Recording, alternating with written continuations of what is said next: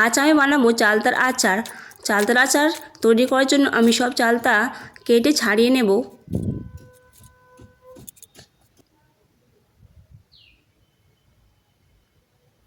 এইভাবে সব চালতা আমি কেটে নেব।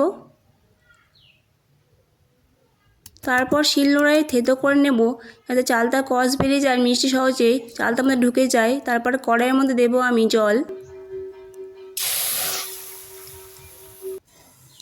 জল উষ্ণ গরম হয়ে গেলে দিয়ে দেবো চালতা। তারপর দিয়ে দেবো পরিমাণ মতন নুন, হলুদ।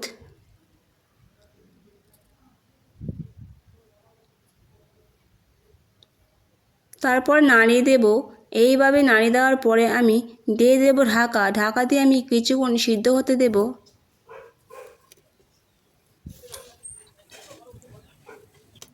চালটা সিদ্ধ হয়ে গেছে, নামিয়ে নেব, নিয়ে জল ঝারিয়ে নেব।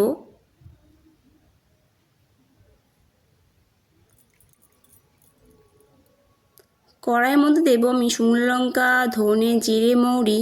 প্রথমে আমি শুকনো লঙ্কা দেব ধনে। মশলা কয়েকবার ভেজে নিয়ে তারপরে ওই কড়াইয়ের মধ্যে দিয়ে দেবো আমি জিরে আর মৌরি। সব মশলা একসঙ্গে ভালো করে ভেজে নেব। ভেজে নিয়ে শিলনোড়ায় ভালো করে মশলা গুঁড়ো করে নেব।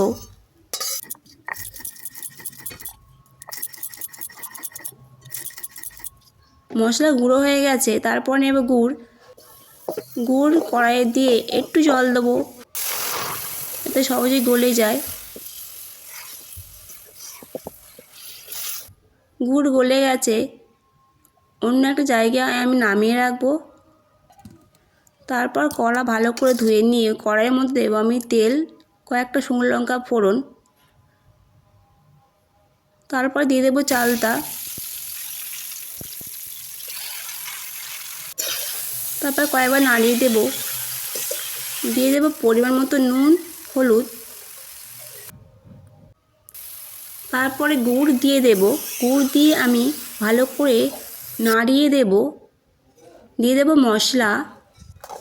তারপরে নাড়িয়ে দেব। আমার চালতার আচার রেডি হয়ে গেছে, আমি অন্য একটা জায়গা নামিয়ে নেব। আর এই চালতার আচার খেতে কিন্তু খুব টেস্টি হয়।